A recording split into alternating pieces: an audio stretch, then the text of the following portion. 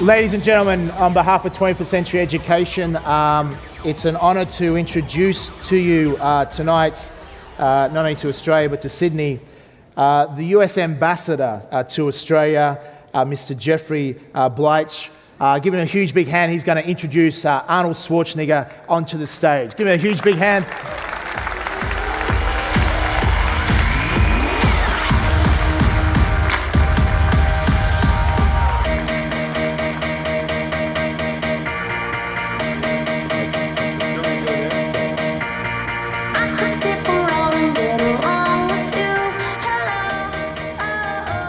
Hello. Hello, Sydney.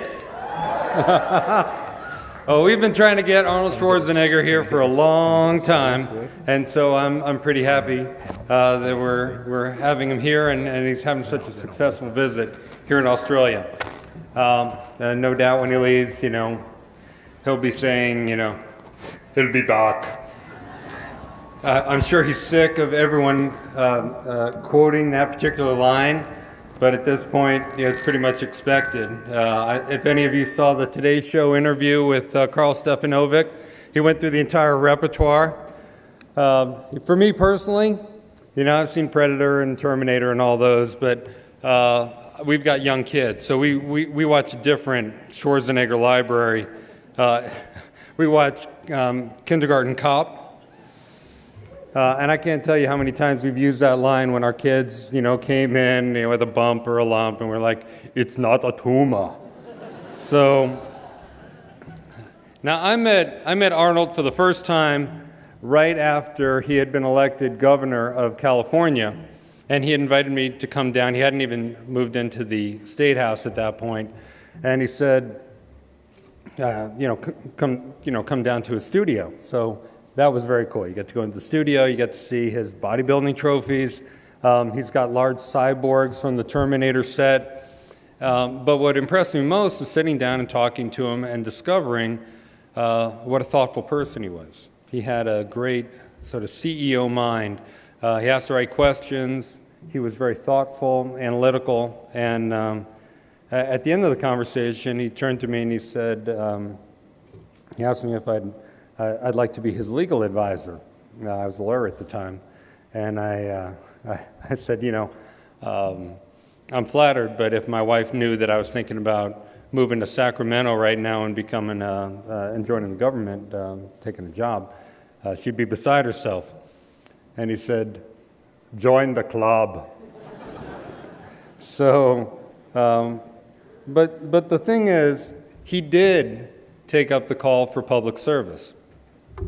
And he put a red-hot Hollywood career on hold in order to serve his state and serve his country.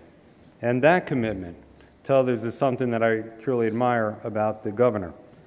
Something that I consider even more rare, and that I admire most about him, though, is his embrace of bipartisanship. He understands that neither party has a monopoly on good people or good ideas. And he knows that it's important, although frequently thankless, to reach out across party lines for the good of people who you serve. And he recognizes that your opponents on one issue may be your allies on another issue, and that's important to show respect, even when you disagree with them. And so I was grateful that he, as a Republican, gave me, a Democrat, the opportunity to serve in his administration. And although I didn't serve as his legal advisor, he was gracious enough to ask me to serve as the chairman of the board of trustees of the California State University system, which turned out to be one of the most satisfying experiences that I ever had. And it was an honor to serve in his administration, and it's an honor to be with you all here tonight in order to introduce him. Let me tell you a little bit about Governor Schwarzenegger as governor of California. He helped bring in a new era of prosperity to California. He signed the United States' first law capping carbon emissions, and he also worked hard to bring in prison reform. He raised the minimum wage in California. and he was committed to improving infrastructure, including putting in high-speed rail. Now, that's especially impressive if you're familiar with California and you know all the initiatives that we put in place to make it almost impossible to pass any laws. We tended to pioneer dysfunctional government in California, and yet he overcame it. And I think part of the reason that he was successful, despite the odds, was those skills of leadership that I know you're learning in these seminars. Pragmatism and bringing people across the aisle together. But I also think part of the reason that he's successful is that, frankly, a lot of legislators were a little scared of him. Because after all, this is a man who single-handedly saved the world from aliens and rogue machines, and also gave birth. So that's not a person you want to say no to very often. I mean, I know all that's fiction, but there is a certain party of the, if you're a legislator, that wonders that, you know, if he's particularly disappointed with a vote, whether he may not come into your office and say something like, consider that a veto. So, yeah, I'm doing the whole Karl Stefanovic thing tonight. Look, having conquered Hollywood and tamed Sacramento, he refuses to rest on his laurels today. Today, he continues to make an impact. He's working to reduce greenhouse gas emissions and energy consumption around the world through his R20 organization. He's been a spokesman for issues like this, financial education and literacy. He's an inspiring figure for the Special Olympics, and he's been working to advance nonpartisan solutions to some of the most pressing global problems that we work at in the U.S. Embassy through his University of Southern California Schwarzenegger Institute. In short, whether it's getting people to improve their fitness, strengthen their minds, clean their environment, or, you know, eradicate homicidal aliens, Arnold keeps doing whatever it takes to make the world a better place. So as U.S. Ambassador, I'm very grateful that he did accept the invitation to come down here and join us and to extend his work down under. Because just as he knows that one party doesn't necessarily have all the right answers to every question, neither does one country. And it's important to reach out to our friends and see how we can work together to make this world a better place. So,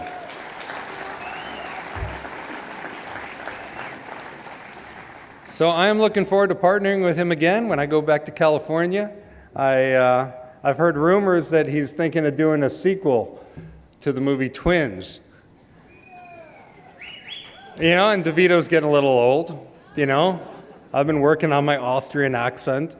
And so, you know, I know the governor's back there. I'm just, as they say in Hollywood, you know, call me. Thank you. People always wonder what you do after you're an ambassador. It's like you get to play Danny DeVito in a movie. So now let me say this. Let me end and say hasta la vista, baby, and get off the stage so you can hear the person that you all came here to see.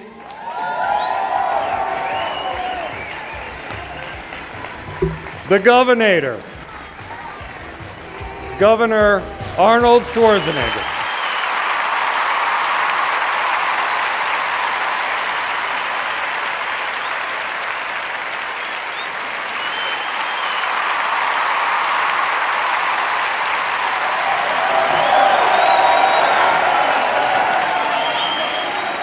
Thank you, thank you.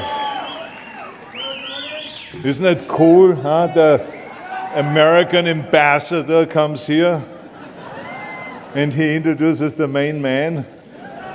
I love that. So Ambassador Bleisch, thank you very much for the great introduction. It's exactly the way I wrote it. Thank you. I really appreciate that. It's wonderful to be back here again in Australia. I love coming back here. I love your country. Now, my first exposure to Australia was when I arrived in America in 1968. And that's where I met a great guy by the name of Paul Graham. Now, Paul Graham was a very powerful guy. He was a power lifter who could squat with 600 pounds and did bench press with 500 pounds very easy. And he also was known to be an alligator wrestler. So I said to myself, maybe all Australians are powerlifting alligator wrestlers. Only to find out later on, no, Australia is just like every other country. They have different types of people there and so on. But Paul and I have become extremely good friends over the years. And we were training partners in America. And over here in Australia, he promoted health and fitness and bodybuilding literally for decades. And so his beautiful wife, Carol, and he are here today. They're sitting somewhere over there. Why don't you get up and just give them a big hand. They're right over here. Thank you both for being here today. Thank you. Thank you. It is nice to see them. And I also want to mention that they organized in 1980 the Mr. Olympia competition here at the Sydney Opera House, which is a competition that I entered and I won. It was the 7th Mr. Olympia competition. And I tell you, I was so proud because we were on the same stage where greats performed like Pavarotti and Frank Sinatra. And it was the same theater where Queen Elizabeth watched an opera there and Pope John Paul held Mass there. So it was really a spectacular place to hold the Mr. Olympia competition. And we bodybuilders felt so proud to be on that same kind of a stage and in this great, extraordinary architecture and building. So it was one of those great events that I will never forget. But of course, every time I've come to Australia, I loved more and more this country. I remember the first time when I came here in the 70s to promote fitness, I fell in love with the beaches, with the miles and miles of beautiful beaches. And then later on when I came to promote my movies, I loved the fans. They always received me with open arms. And of course, when I became governor, I loved the idea that Australia was fighting for a clean energy future and for renewable energy and for cleaning the environment and all this. So there was something that we had in common between California and Australia. So I loved all of those things. And today it's so wonderful to be back here and to be back for the 21st Century Financial Education Summit. So I want to say thank you very much to Jamie McIntyre for inviting me here. And Jamie McIntyre is an extraordinary human being, and I love that he says that he has a PhD in results, because I am a professor of action. So we're going to get along really well with Joe. But I want to congratulate him for doing such a great job and helping hundreds of thousands of people discover their potential. And it is great to work with him here on this conference. Now, I did an informal poll before I came here just to find out what I should really talk about. Because different countries that I go, they want me to talk about different things. So the results were quite interesting, I tell you. Like, for instance, the numbers were all over the place. 40% of the people said they wanted me to talk about politics and about policy. But there was 50% of the people that wanted me to talk about show business and about bodybuilding. And the rest of the 10% just wanted to have their money back from a movie, Hercules Goes Bananas. So, I mean, come on, relax. Anyway, seriously, wherever I go, people ask me all the time, what is the secret to success? And I always tell them what the short version is, you got to have a 22-inch biceps. And you got to be able to kill predators with your bare hands. And you have to be able to travel back in time to save the human race, and of course you got to have this charming Austrian accent. That's a given.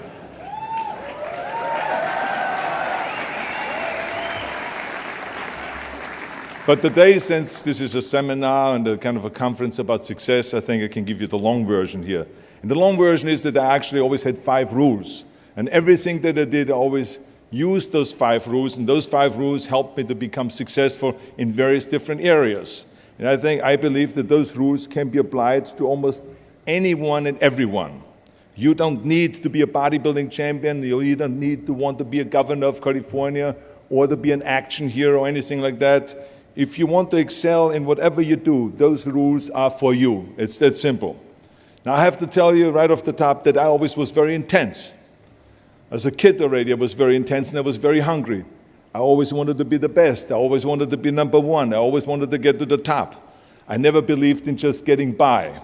Now, I have nothing against people that just want to get by, because I think there are many roads to happiness, but I think that we all here like to be successful and we are driven. So that's why those rules apply to you. So my first rule is find your vision and follow it.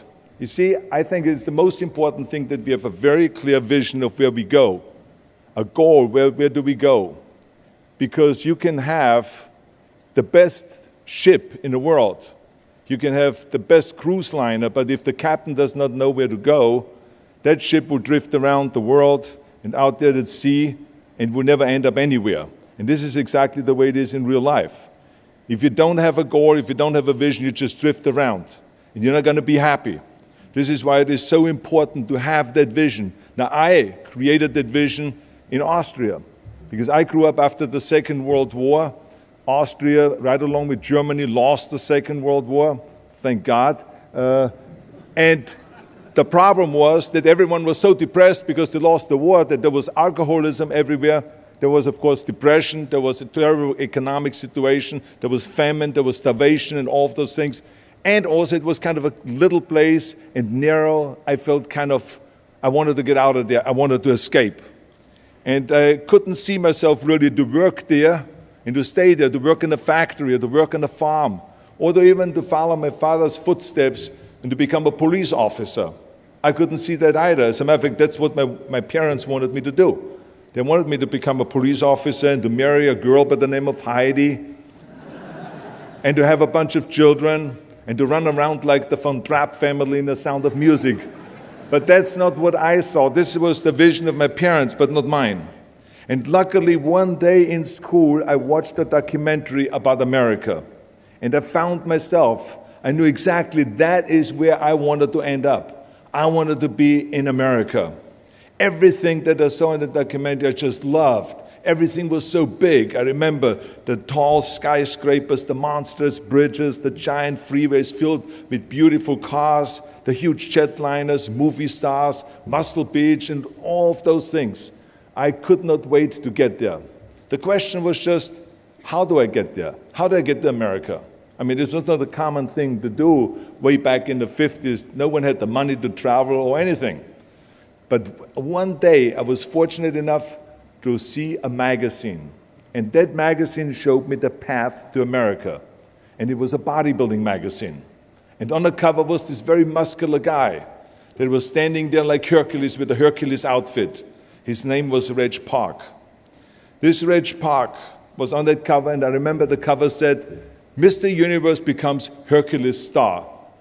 I read the article as fast as I could, learning about how he grew up in Leeds in England, poor, and how he trained 5 hours a day, every single day, and trained and trained and trained and lifted weights, and then he finally became Mr. Great Britain. And then he became Mr. Universe. And then he won a second Mr. Universe title and a third Mr. Universe title, and then all of a sudden he landed in Rome in Cinecittà doing Hercules movies. And there he made millions of dollars, and this money he took and bought himself a gymnasium chain in South Africa, and he became a successful gymnasium owner. And as I read, I became more and more certain about my own future.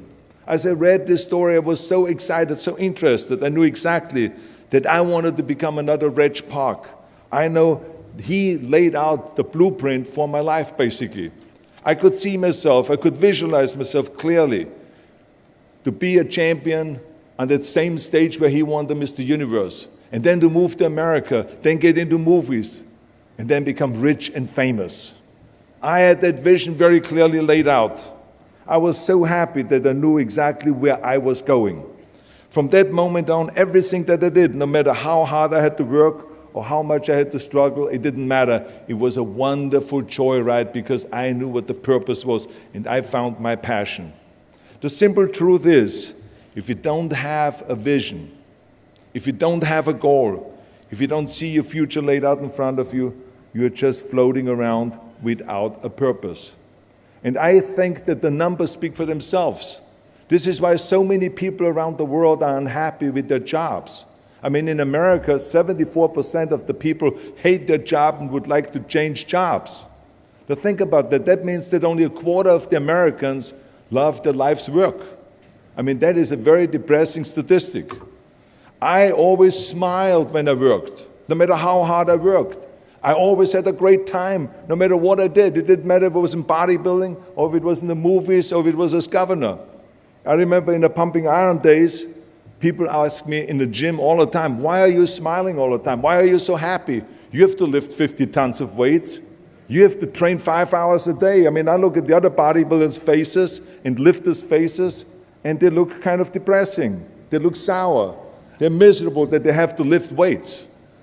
You don't look miserable, you look happy. And I tell them always, I say, I smile because I know exactly that every rep that I do, that every set that I do, every weight that I lift, I get one step closer to turning that vision of mine into reality and becoming that Mr. Universe. I could not wait to lift another 500 pounds in the squats. I could not wait to do another 1,000 sit-ups. I could not wait to do bench press and more curls until I couldn't move my arms anymore. Because I knew that every rep got me closer to standing on that stage as a champion. As a matter of fact, when I lifted weights, I didn't really feel like I was lifting weights. I felt like I was lifting a trophy over my head each time I lifted. And to have all those bodybuilders around me and thousands of people screaming. And I tell you that this vision didn't just help me in bodybuilding, it helped me with everything, like I said. I remember in the movie business, there was many times stunts that I had to do where I got hurt, where I was in pain, in agony, and had to do it over and over again. I remember one incident specifically on Conan the Barbarian. There I was crawling on all four, on rocks, over rocks and gravel, holding my sword right in front of me. And as I was crawling, the camera followed me. And it was around 30 feet that I crawl on those rocks and this gravel. And eventually, after 10 takes, my elbows and my knees started bleeding and hurting. And the director came to me sheepishly and said to me, he says, do you mind if we do another take? I need a close-up of you. And I said to him, no, I don't mind at all. I said, go and do as many takes as you want. He says, no, I don't want to do that because I know you're in pain, you're bleeding. I said, no, I don't feel any pain. I said, the only thing I see is the finished scene. I see the finished scene of me crawling on all four with my sword in the front, crawling up and sneaking up behind Thulsa Doom, the main villain of the Conan movie that killed my parents, and rising up behind him and cutting his head off. That's what I see. Remember, crush your enemies, see them driven before you, and hear the lamentation of their women. So this is why, because I visualized that scene, this is why I did not feel that pain. I did not care if I was bleeding on my knees, because I knew that pain is temporary, but the film is permanent. And I explained that to the director, so this is why I try to tell you, always discover your vision, and the rest will follow. Now my second rule is never ever think small.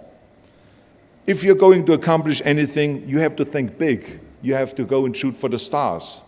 The biggest challenge most people have is because they think small. And the reason why people think small and why they choose small little goals is because they're afraid to fail. They know that if you shoot for a big goal, then the chances of failing are very high. And they're afraid of failing. It's one of the most common things why people are frozen and why they can't make a move in life, because they're scared of failing. I say to myself, hey, I'm not worried about failing because that's part of life. You're not going to go and win everything. And how far can you fall? Look at this. This is the ground. That's as far as I can fall. And you know something? That the only time you really consider the failure is if you fall and you don't get up. But if you get up, you never consider the failure. So I never considered myself a failure. I always considered myself a winner, even though I fell every so often. But I always got up, and I always moved forward. This is the important thing. I never had any patience, of course, for thinking small, because in German we have a saying, wenn schon, denn schon.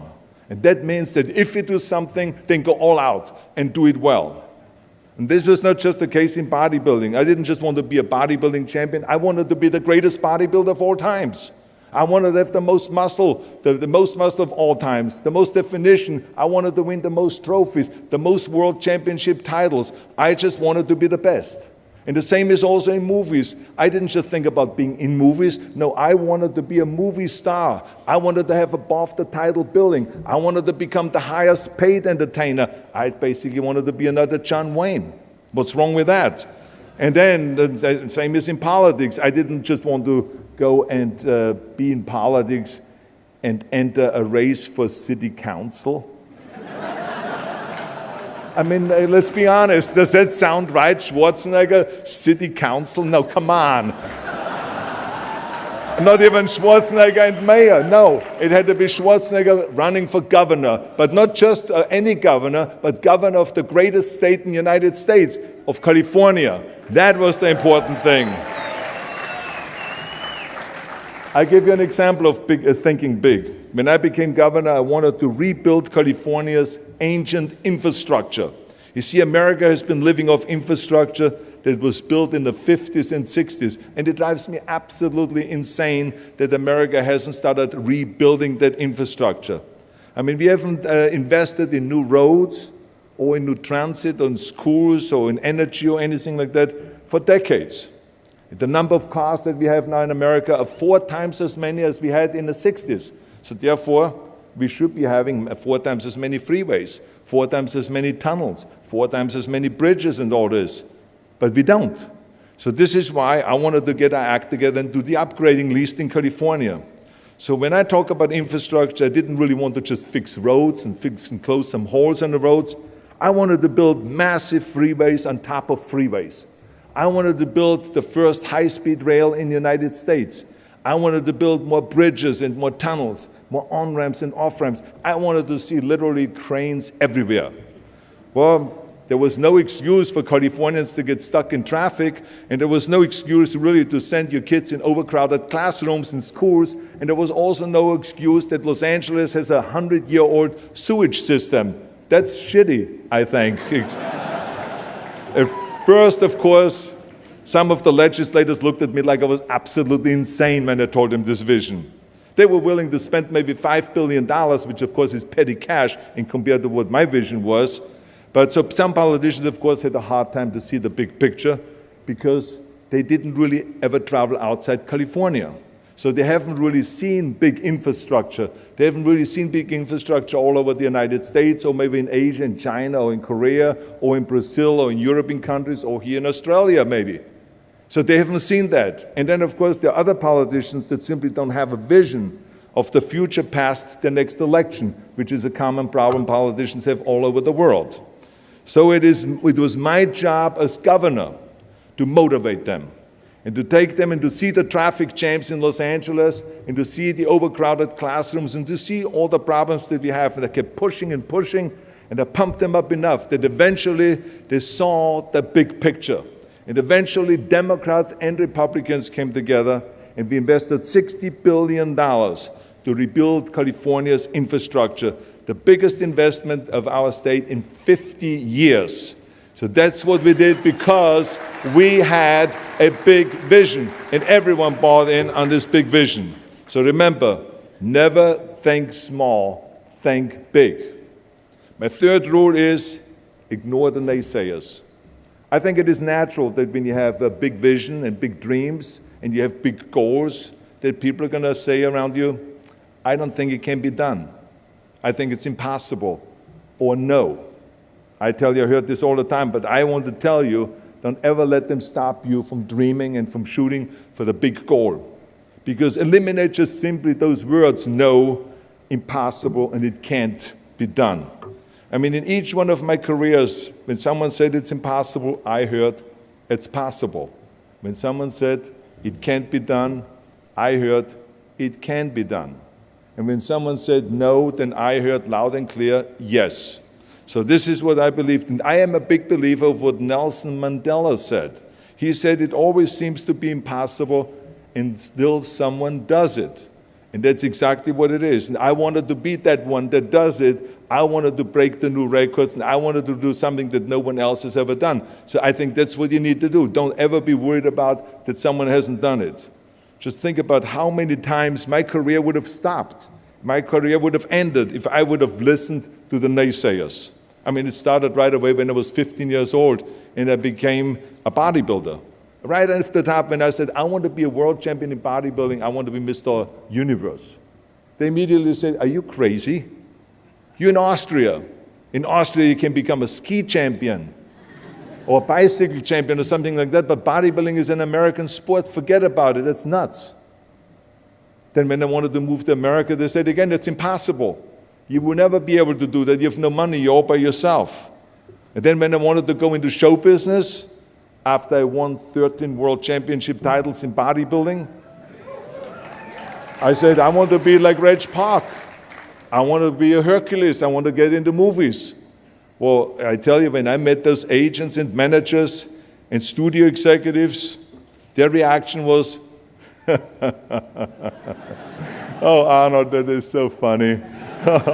You want to be what, a leading man? Oh, come on. I mean, look, first of all, let's start with your body. Look at your body. I mean, you're overdeveloped. You're gigantic. You're like a monster. Are you kidding me? Do you know what the new thing, the new trend is? It's little guys like Dustin Hoffman, Al Pacino, Woody Allen. Those are the new sex symbols. Don't you get it?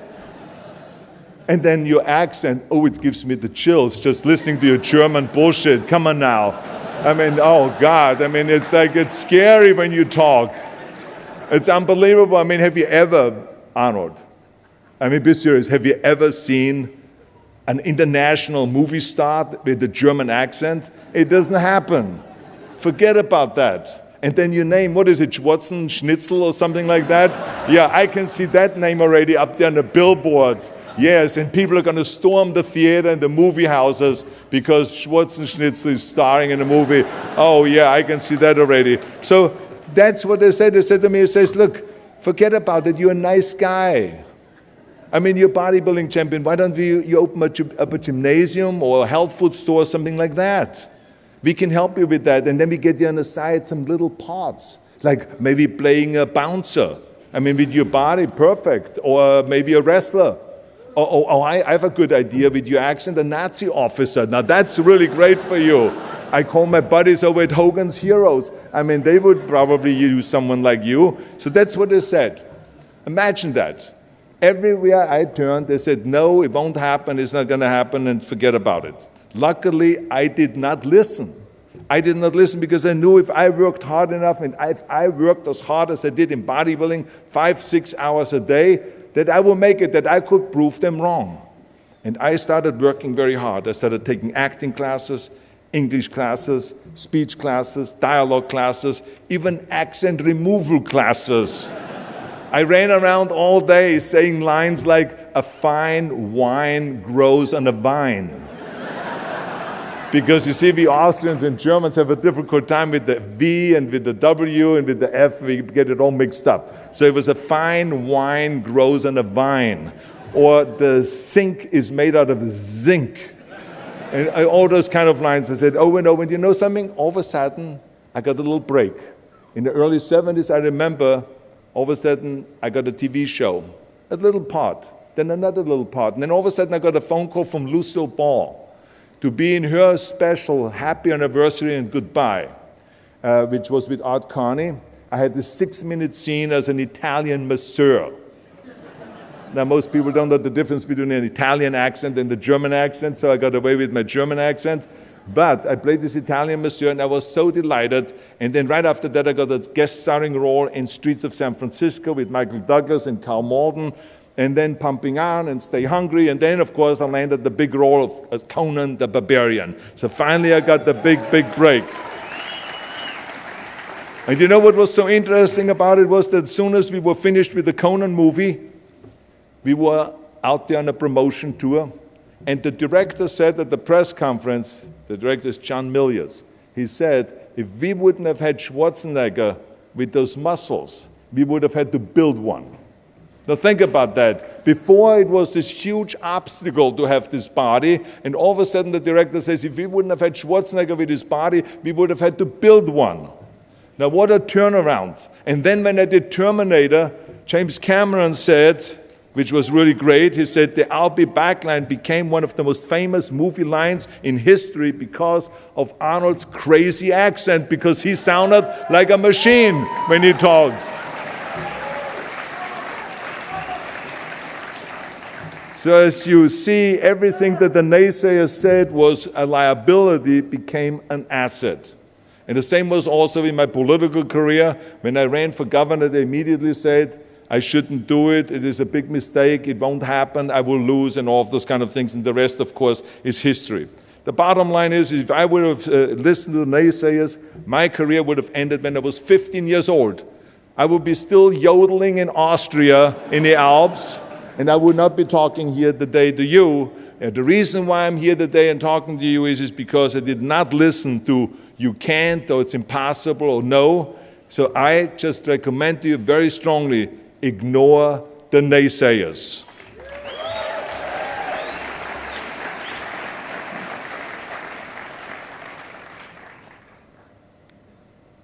My fourth rule is work your ass off. Nobody ever stumbled upon success by accident, except maybe the guy who found gold in California. But don't ever think that you can be that guy. I mean, you never want to fail because you didn't work hard enough. I always believed no stone unturned. Work your butt off. That's what I always believed. No matter what you do, work, work, work.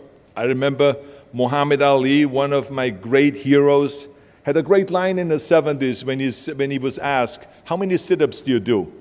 He said, I don't know, because I start counting only when it starts burning. When it starts burning, that's when it starts counting. You see, that's what makes you a champion. It doesn't matter in what area you're in. No pain, no gain. The bottom line is, one of my rules, which is work your butt off. If you don't apply that rule, all the other rules won't mean anything. I mean, it drives me absolutely nuts when people say, I don't have time to work out. Haven't you heard that many times? I don't have time to work out, or I have worked so hard all day, I'm tired, I cannot work out anymore, or I cannot read another book, or I cannot improve myself, or I don't have time, or I work so hard that I cannot really improve my business, or I cannot grow as a person, or any of those things. What the hell are we talking about here? I mean, the day is 24 hours, you sleep 6 hours, so you have 18 hours left. I mean, I know there's some of you out there that say, well, wait a minute, I sleep actually 8 hours, but that's just sleep faster, okay? You didn't, I mean, let's not get bogged down with this stuff here. Listen, when I came to the United States, I remember that I trained 5 hours a day, every day, and I was managing a construction business, and I was a bricklayer, and I went to college also, and I took acting classes from 8 o'clock at night to 12 o'clock midnight. All of that in one day. Every day I did that. I did not worry about it. I knew that I had 24 hours and I didn't want to waste one single hour. Because I believe of what Ted Turner said, who is one of the great entrepreneurs who started CNN and so on. He said, early to bed, early to rise. Work like hell and advertise. So that's what I believe. Just remember, you can't climb that ladder of success with your hands in your pockets. You must work your ass off. It's that simple.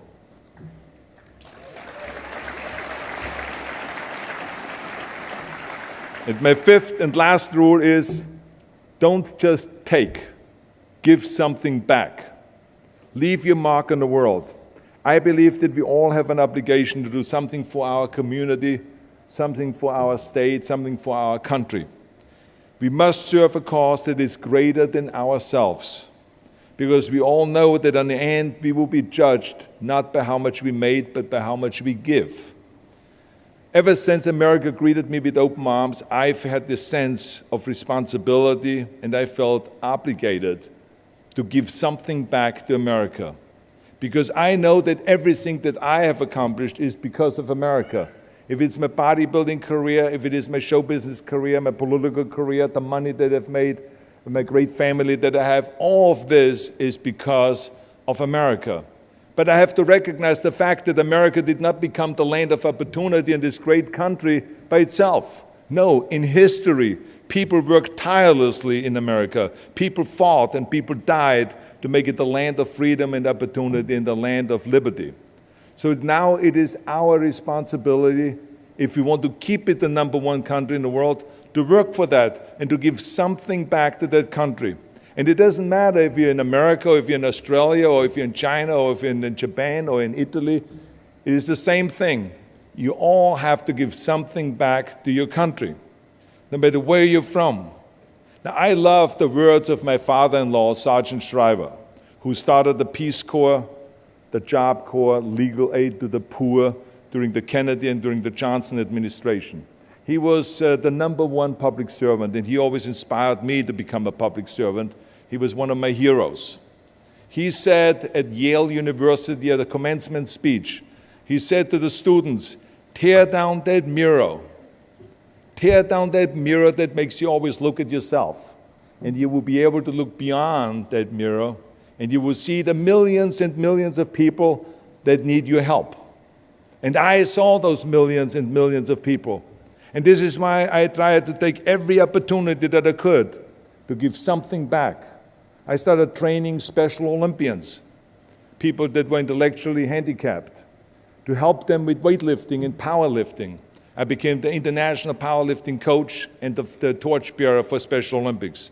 Then later on, I joined the Simon Wiesenthal Center to fight prejudice, so we don't have the things happening again as we had during the Second World War, during the Nazi Reich.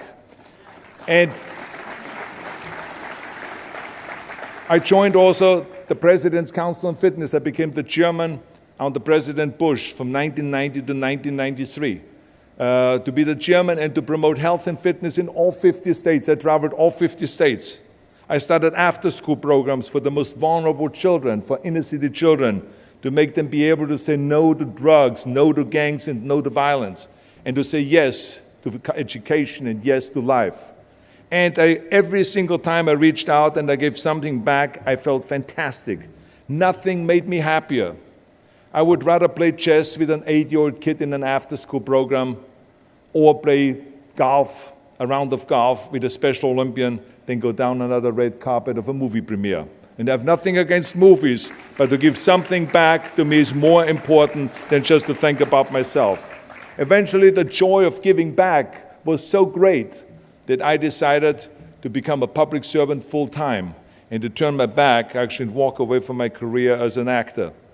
After I finished promoting Terminator 3, I jumped into the race, into the governor's race in California, and I ran for governor.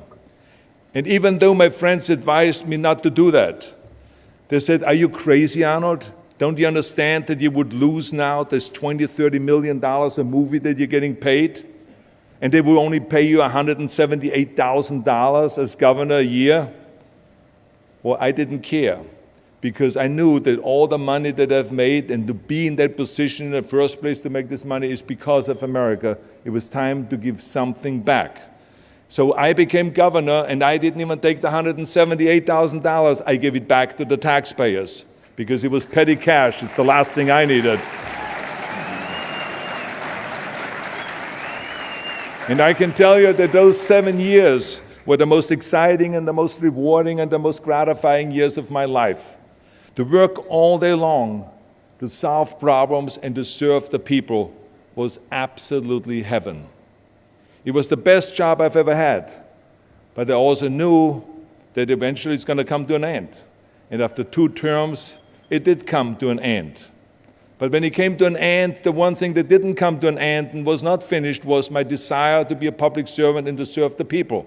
And this is why I continued to work for Special Olympics. That's why I continued to work on fighting my fitness crusade and traveling around the world to promote health and fitness. And this is why I continue to support after-school programs, and we even started the Schwarzenegger Institute at the University of Southern California to continue to inspire students and leaders around the world to find solutions to complicated issues and to give back and to make the world a better place. So thank you.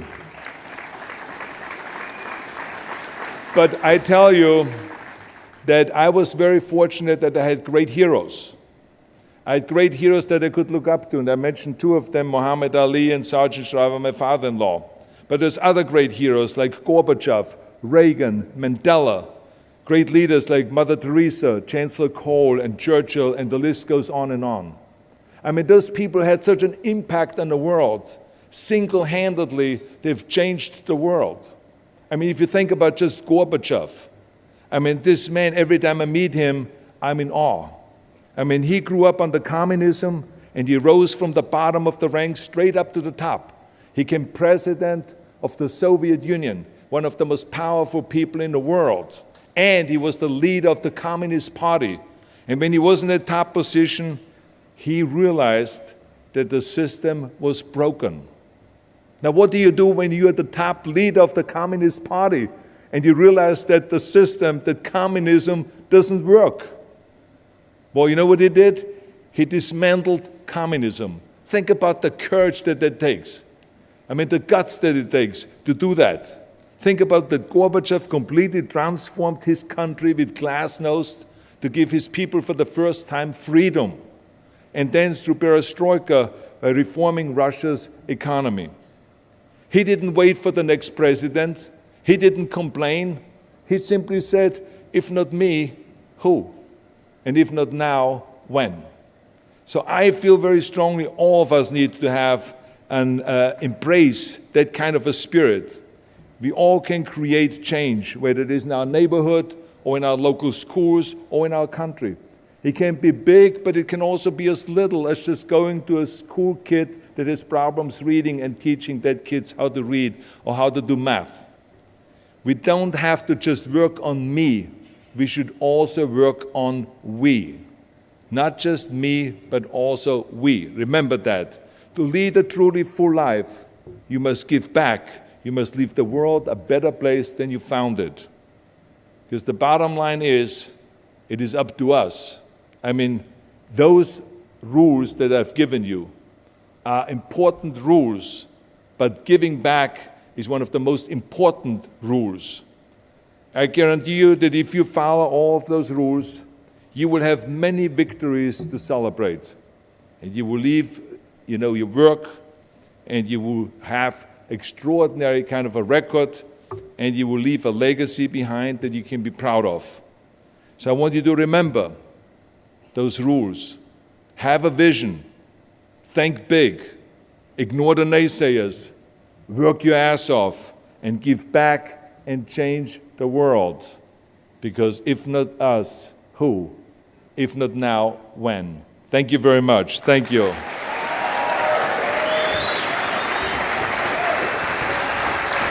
Give it up for Mr. Arnold Schwarzenegger. Obviously, you've had so many different careers. Out of all those careers, what would you say has been the most rewarding career for you? I think definitely being a public servant has been the most rewarding, but I would say that it is actually a very difficult question to answer because I think that it depends on what stage of my life I was in. When I was 15 years old, to me I didn't think about being a public servant. When I was 15 years old, all I thought about was how can I become the most muscular man and the biggest guy, the most powerful guy, with the most symmetry and the most muscles and win as many championships as possible. That was the most important thing to me. I only thought about that. I didn't care how I'm going to get there. That's what I wanted to do. I was willing to train all day long in order to get there. But then later on, when I won all those championships in bodybuilding, I said to myself, it's time to move on and to take on another challenge, something that is very risky to do, where I could fail. I always tried to pick things that were very risky and that were hard to climb, but I always shot for big goals. And I decided that I want to be, you know, in the movies, and I wanted to be a leading man. And I saw myself as like another Clint Eastwood or, you know, Charles Bronson or John Wayne or something like that. And, you know, that was the most important thing for me at that point, and keep still in great shape and all that. But then later on, as I said, there came a time when I said to myself, wait a minute, I have gotten all these opportunities and this wonderful life. And America has made it possible that I could have gone to any other country in the world and I wouldn't have even had a fraction of that success. That I have to give something back. We have to keep America for future generations the #1 country. So I started thinking more and more about giving something back. Eventually, I fell in love with the idea of being a public servant. That you know, I jumped into the governor's race, and at that point, that became the most important thing. You know, so it's you know, like right now. To me, to fight not only a fitness crusade, which, by the way, we have won, because for 4 decades we've been out there talking about weight training and the importance of weight training. And at that time, people said you're going to get a heart attack, you're going to get muscle bound, you're going to become stupid if you work out, you're going to become a narcissist, you're going to turn gay, and all of those kind of things that they were worried about. But today, look at this, today there's a gymnasium in every single hotel all over the world, in every military base, every police station, every fire station, every university, every sports team has weight rooms, and they're relying on weight resistance training. Even in the hospitals, they have the rehab rooms and the centers where they do weight resistance training. So our crusade was successful, and we're going to continue this crusade. But the same thing is now, thank you. The same thing is now with the environmental crusade. I think it is extremely important, and I'm very proud of what Australia is doing with the environment. I think that California and Australia has shared many ideas, and they're doing similar things, which is really great. But there's a lot of countries that are not doing it, and this is why I started the R20, which is an organization, an environmental organization that brings regional governments together from all over the world. Because I believe that those movements only can be successful if you fight them on a grassroots level, from the bottom up, rather than from the top down like they're trying to do by creating a Kyoto #2 treaty and all those things. Those are very challenging things to do, but they should continue working on that. But in the meantime, we should do a ground movement, because I think all great movements have been successful on a grassroots level. If it is the anti-apartheid movement, the independence movement in India, if it is the civil rights movement in America, or the, you know, all of those movements have been successful because they're from the bottom up, and that's what we have to do also with our environmental movement. Bring Democrats and Republicans and the Green Party and all the different parties together, and together we will be able to push back and reduce our greenhouse gases once and for all, so we don't have that many people at health risk, because there's millions of people every year dying because of the pollution, and I think that we can do much better than that. Bill Gates once said that often we learn more from our failures than successes, in the sense that often when we're successful we party and celebrate, when we fail we perhaps ponder and reflect. In your life, would you say you've learned from both, or success or failure from more? I think that it is important that you learn from both. I think that it is good. Like, for instance, I learned from success. When I had my first success in bodybuilding, I realized the rules that I shared with you today, those 5 rules, I applied those rules, and that's what made me successful. So I applied those rules again in entertainment and in my acting profession, and again I was successful. And then I applied it again when I ran for office and got into the political arena, and again I was successful. So I learned that those are the different rules that I can apply, and I will be successful if I apply those. But the same is also with failure. The key thing is that when you fail, that you recognize why did you fail, where did you fall short, and you learn from that. And the important thing is, like I said, that you get up again, that you never stay down. You always get up. No matter how many times you fail, you get up. And you know, that's why I love that word, I'll be back, because you got to get up, I'll be back, and they come back, and you come back over and over again. You've went from Hollywood to politics, and now politics back to Hollywood. Some people would say acting and being a politician is the same thing. Well, I mean, first of all, I think in both professions, it's important that you kind of think about the people. Because if you do movies, it doesn't make any sense to just make movies that please you, but no one in the audience is going to go and see it. I mean, you need the fans to go and see the movies, to love your movies, so therefore you have to do the movies for your fans rather than for yourself. Like, for instance, with Terminator, we knew right away that when you looked at that story, that it was an international story, that it had an international appeal, and that audiences, it didn't matter if you're in Africa or if you're in Australia or in Austria or in Germany, it makes no difference where they would like this story, because it dealt with action, it dealt with a futuristic kind of a theme. You know, it was good destroys evil, it was about machines versus human beings, all of those things that people enjoy seeing. The same was with Conan, the same was with Twins, when we did the comedy. I always thought about what does the audience like to see, and what do they like to see, not just in America, but all over the world. Now, it doesn't mean that you're always successful, because there's many times that you also make a mistake, and you think that this movie is going to be great, and it goes right into the toilet. That happens too. But the important thing is that you always keep the audience in mind. And the same is as a politician. You have to think about what is it that the people want you to do, rather than just what you want to do. Now, of course, you have to lead, but if, for instance, the people need infrastructure, and you know, that the kids go to overcrowded classrooms, like we talked about in California, or you need to rebuild the infrastructure, transportation infrastructure, then it would be a mistake not to do that. And that's why I insisted.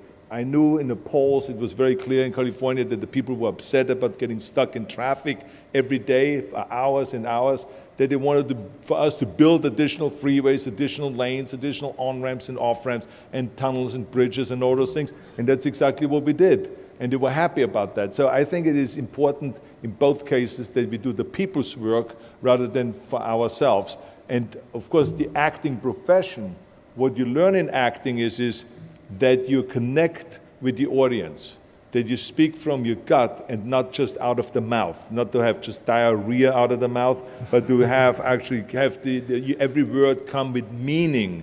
And that's very important in acting, so you connect and you make the scene believable. Well, the same is in politics. As you know, that in politics, a lot of times people just talk, and it's just words. But people don't buy in, they don't believe it, because someone just reads it off the script or from the teleprompter or something like that, and it doesn't come from the heart. So I think it's very important that you connect with the people and you make it believable, that you believe in it and that you are passionate about it, and then you can draw the people in and make them understand your vision and sell your vision. And that's what leadership is all about.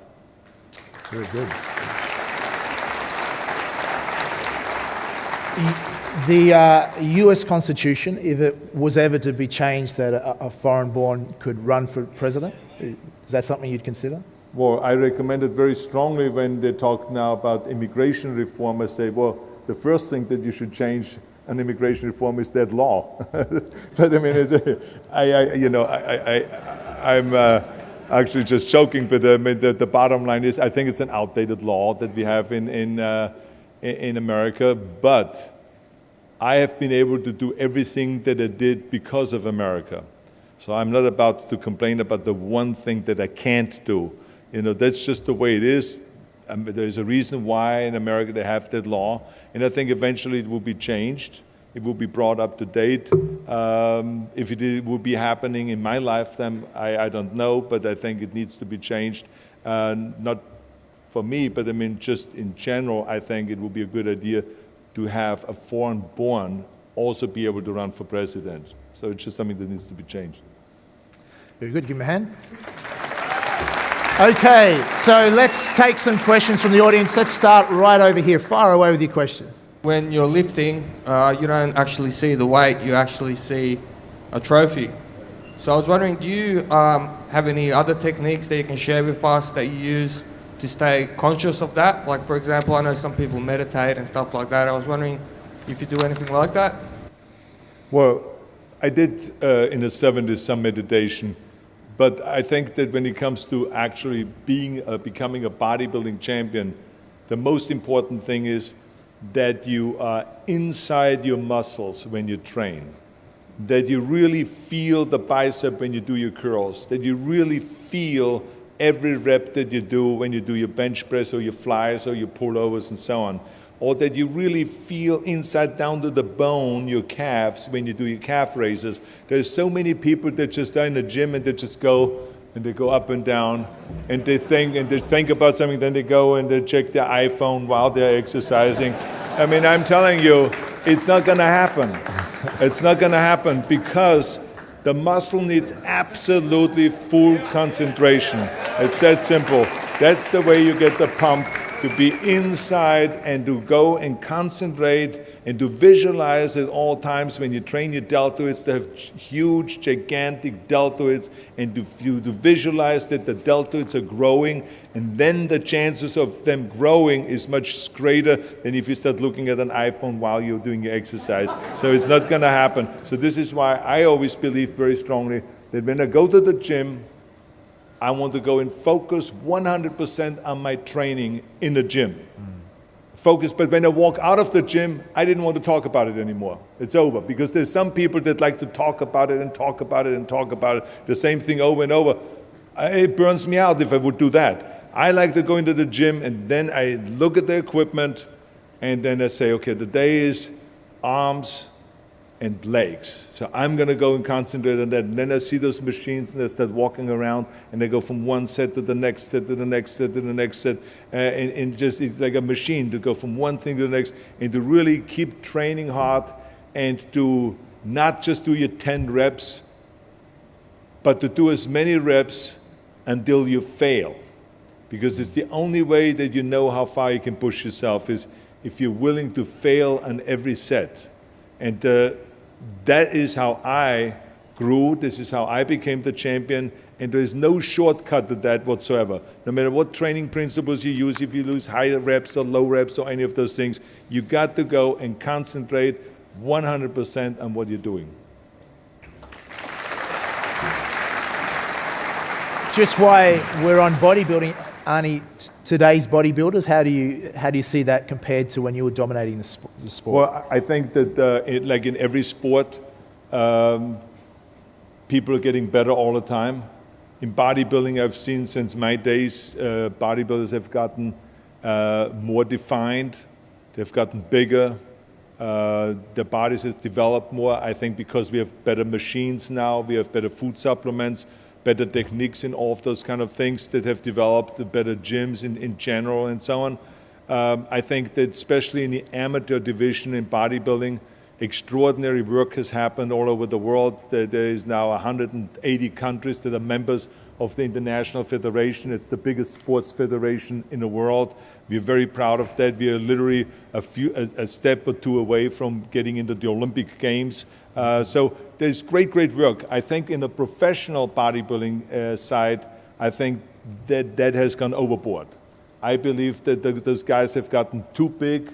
They are not able to perform and do the posing that they ought to do with this kind of development. They run out of steam on the stage. They cannot flex long enough. I think they're taking certain things that is taking them in a direction where the stomach is hanging out and certain growth hormones and stuff like that. So I think that this has backfired because we could see that the public's interest has reduced when man got overdeveloped in a cartoonish way where it's not anymore beautiful, where they all of a sudden looks odd, kind of like power lifters with huge necks and they're walking around like that and they can put the arms down. So it gets away from the whole ideal of what bodybuilding is all about. So I think that the reason is because in professional bodybuilding, they've paid so much attention to giving points for size, but not points for performance and for posing.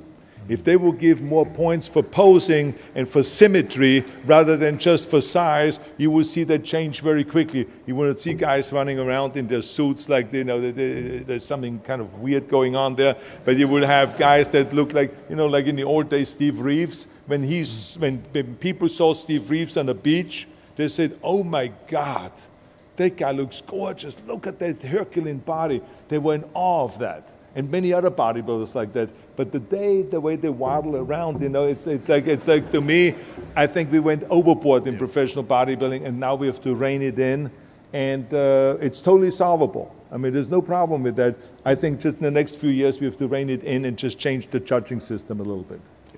Yeah. Fantastic. Let's go over here. Question over the side. Your greatest accomplishment, and what is something you are yet to achieve that you have not yet? I want to be smarter.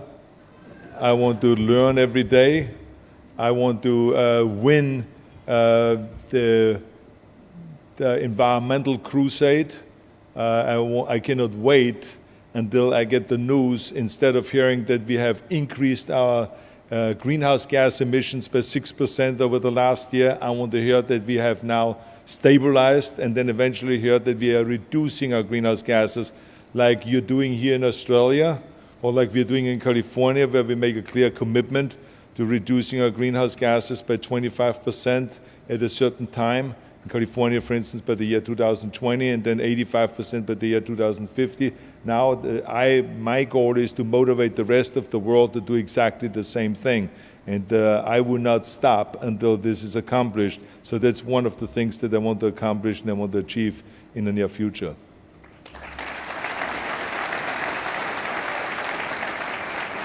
Thank you for being here.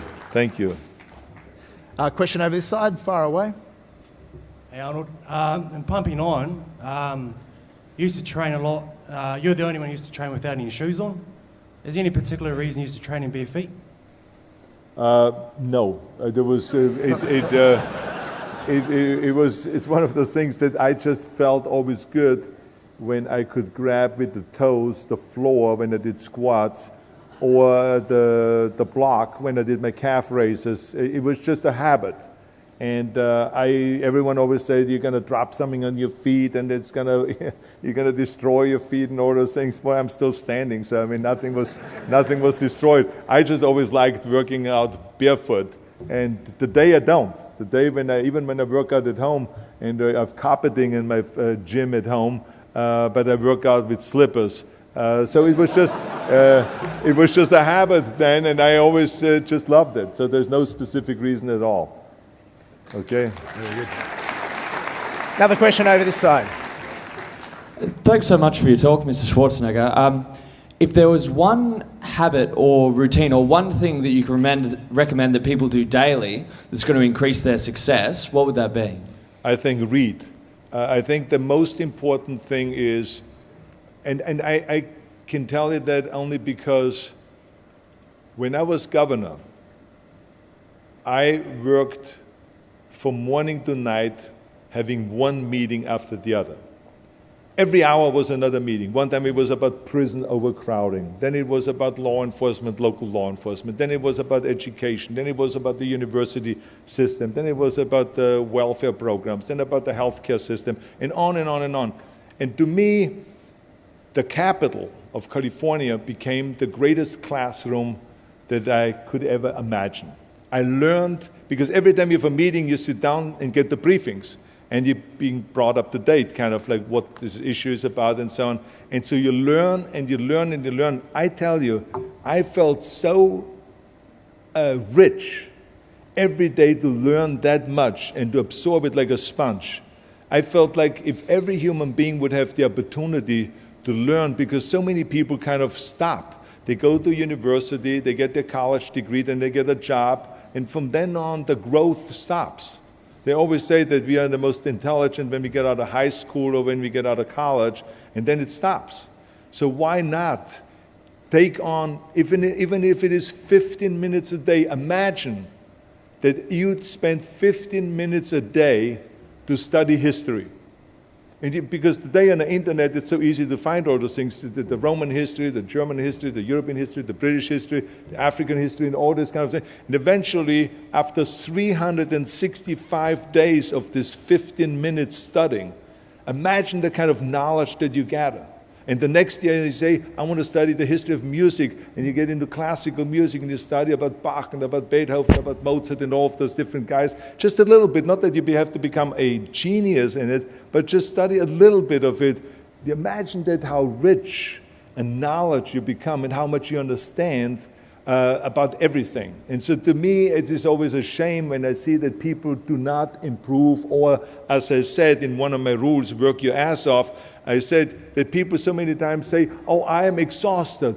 I work so much. I don't have the time anymore to read another book. I don't have the time to join a seminar like this or a conference like that where you learn something. I mean, this is the best investment you can make, to sit here and to sit and to listen to those kind of motivational speeches and so on. I have read so many of those books. I have listened to so many of those motivational kind of seminars and listened to the tapes. I think they're fantastic because they pump you up, they build you up, and you get out there and you say, okay, I'm ready to fight, and I'm ready again to climb and to be the number one and so on. So I think I would say make an effort to grow as a person all the time. Stay hungry.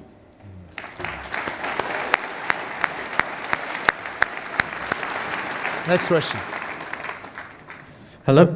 First up, on behalf of the audience, I'd like to thank you so much for coming down here. Really appreciate it.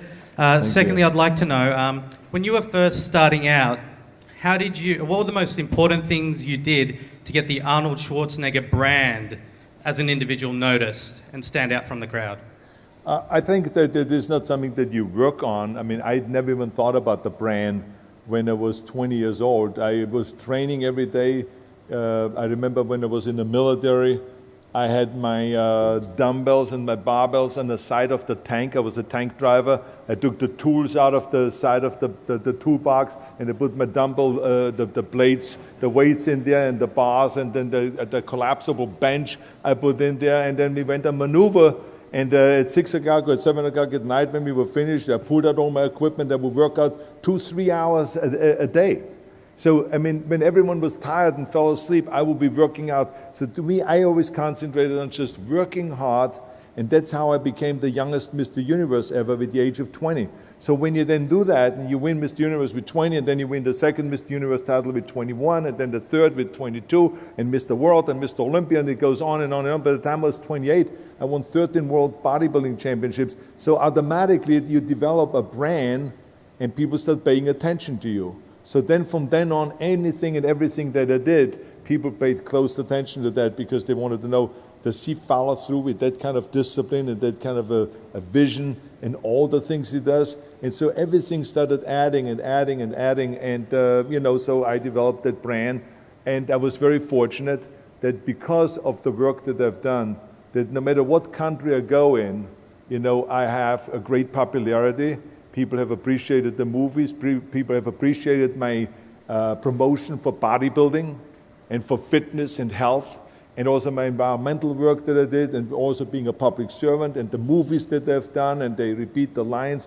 If you go to Arabic countries, they say, I'll be back in their way, and in Austria, they say their way, and over here in Australia, their way. So I mean, people appreciate this work, so that's how you slowly build the brand. But I never really thought about, oh, I'm going to go now and build my brand, or I'm going to leave a certain legacy. So I was always too busy just to do the work than to worry about that, all of that. But I mean, it's the key thing for me always was that if people look at me, I think there's one word that should come to their mind, and this is joy. I always had great joy what I'm doing, like speaking here today to you. To me, this is not a job. To me, I am having a great time to stand in front of you and to talk to you.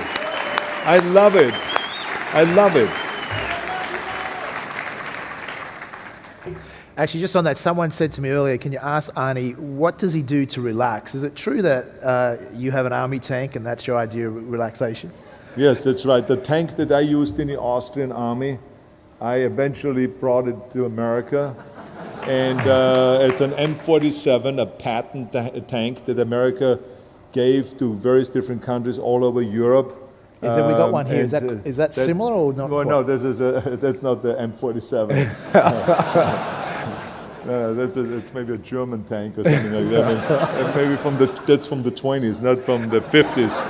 My tank was from the 50s. But it was a good try. It was a good try. But I have a great time. The tank was restored, and it has new tracks. It has a new engine.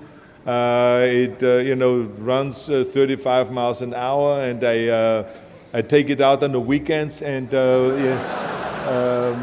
we have a ranch. It's called the Melody Ranch, where they used to do Western movies in the valley near Hollywood.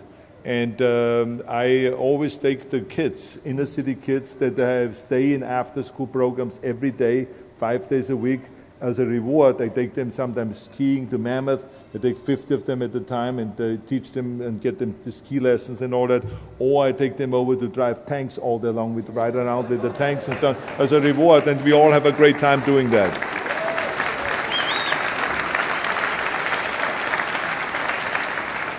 But I just want to say that on the end, when people say, what do you do for relaxation? You work hard and do all those things. I really, because I love the work that I do, I relax when I work. I don't have to go and say, oh my God, I'm so wiped out now, I got to relax. I love the work that I do. When I am on a movie set, and I get asked to come to the set and to act out a scene, I'm having the greatest time.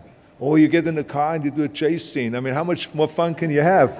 Or to go and you get the big guns and say, okay, kill and mow down a few people. And you stand there, you kill a few people. I mean, so it's, you can be a child and you can play out your fantasies and all of those things. Yeah, I mean, look at that. Look at this equipment. I mean, so it's a lot of fun. So I have a good time when I do, and I had a great time when I was governor and had all those great meetings and, going on a campaign trip, and sometimes you have to do fundraising. That gets a little bit more tedious, of course. But I mean, it's all fun. I cannot complain. So I don't need to relax or anything like this. I relax right now. I'm relaxing standing here and schmoozing with you here. I relax completely. I'm not tense or anything like that. I don't need to go afterwards and leave here and say, oh, now I have to collapse and I can, lie down or something like that. Very good. Let's take one more question over here. Good evening, Mr. Schwarzenegger. I've waited my whole life to say that. I'm representing the ArnoldFans.com, a group that you know a bit about. But first of all, I'd like to say how much of an inspiration you've been in my life and helping me achieve my goals. And I'm sure a lot of people in here as well. Thank you. Thank you. You son of a bitch. Get to the chopper.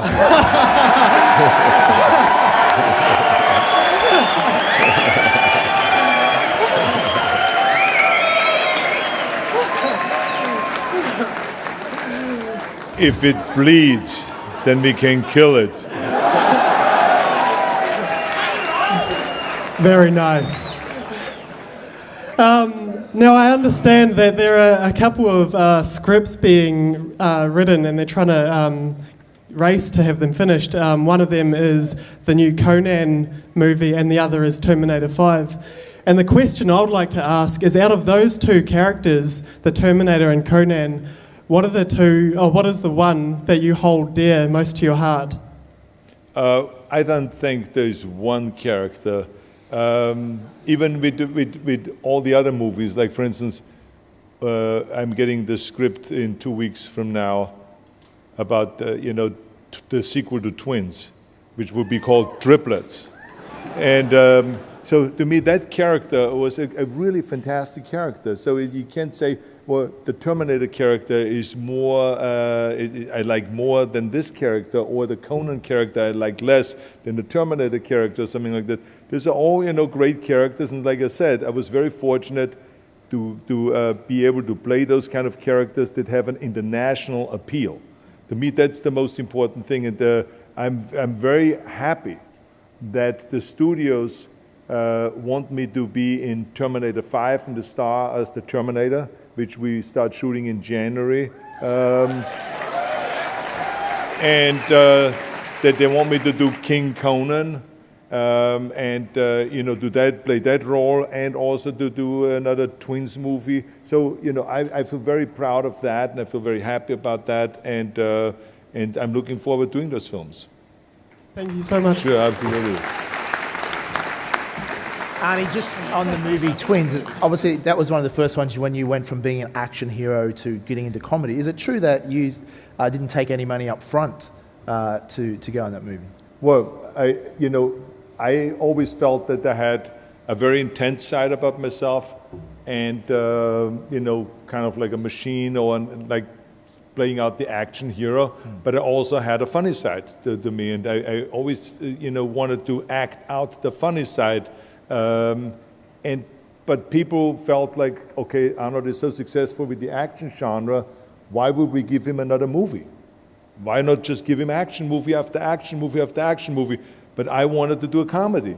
So I went to the studio executive, to Tom Pollack at Universal, and I said, look, there is a great idea that Ivan Reitman, the guy that did Ghostbusters, has developed for me.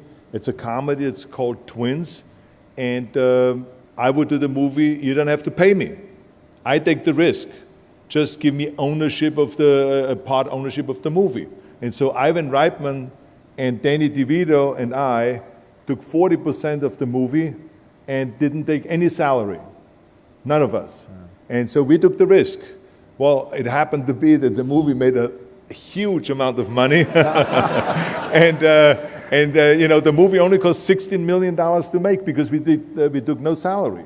So because that would have then been another huge amount of money there. So they saved that, and then we owned 40% of the movie, and of course the money keeps coming and keeps coming. So it was one of those great, great decisions. But the movie was stunned. They were shocked when I said, I take no money. But then in the end, when we asked for the 40%, and said we would not sign the deal unless we get the 40%, I remember Tom Pollack, the studio executive, he then, it was a funny thing when he came around the desk and he pulled out his pockets and he just bent over like that. He says, go ahead, do it to me. And, and sure enough, that's exactly what we did.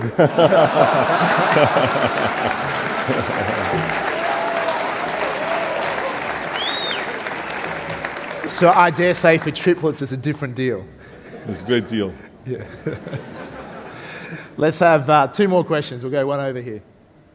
Hi, Arnie. First of all, I'd just like to say you're one of the most inspiring people to me, and I'm very grateful in this moment right now. My question is, who was your favourite leading lady? My favorite leading lady? I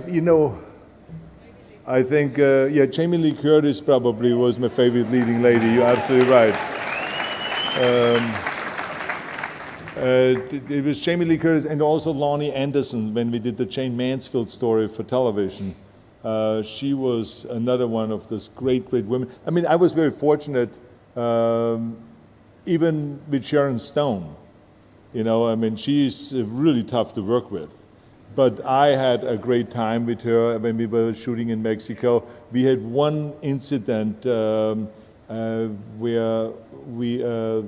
there was a blow-up on a set because we had this scene where she's supposed to attack me and then I grab her around the throat, and apparently that she had an incident in her real life, kind of like where she was strangled or something like that, and so it freaked her out and she threw a fit and all this, and we basically just explained to her, why didn't you tell us that ahead of time when we rehearsed? We then would work around that. The scene can be rewritten. I don't have to grab you on the neck. I can grab you somewhere else with great pleasure. So basically we worked it out on the set, and everything went fine then, and we worked around those problems in a gentle way. But those things happen. But I mean, I worked with real tough actresses. But I think that the most fun, and because I also knew her from Sun Valley, from skiing, was Jamie Lee Curtis, and she did an extraordinary job with that part. And I think that was one of the reasons why I always was looking forward to doing a sequel to True Lies. But as you know, with James Cameron, it's his movie, and he's a much more complicated guy, and now he's involved in all these Avatar movies and so on. So which I wish him good luck with that. And he has been extremely successful and has the most successful movies in the history of motion pictures. So he's a terrific director. Very good. Final question for Arnie. Hi Arnold, big fan, long-time fan of your movies, and I've also read your book and big fan of your journey as well. I guess you've sort of touched on it throughout the talk tonight and even before about tackling climate change and doing all sorts of great things. I guess going back to your first rule about the big picture, the vision, I guess what is your vision now that after you've achieved so many great things, bodybuilding, movies, politics, what's your vision for the future? And how does that sort of fit in with your 5 rules or the first rule?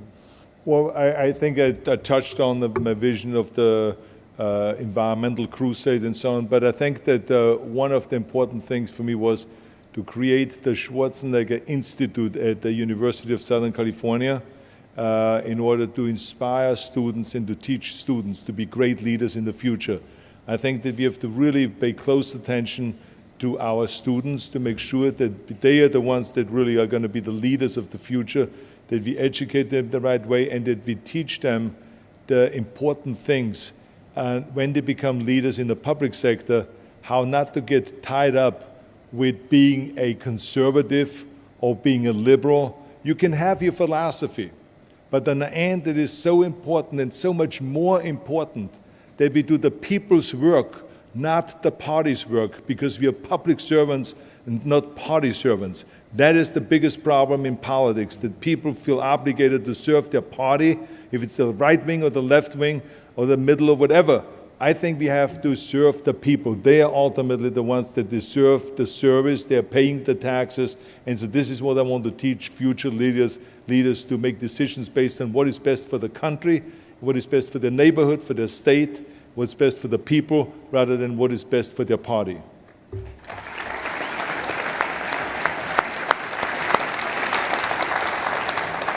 Ladies and gentlemen, please give a huge hand for Mr. Arnold Schwarzenegger. Thank you.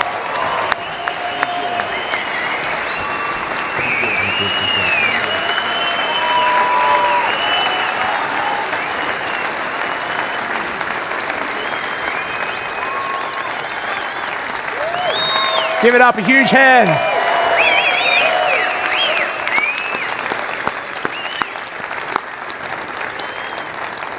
Ladies and gentlemen, that concludes our event for the Financial Education Summit. We look forward to seeing you next year, and we'll let you know who's coming later. Enjoy, safe trip home, been a pleasure. Spread the news. Enjoy.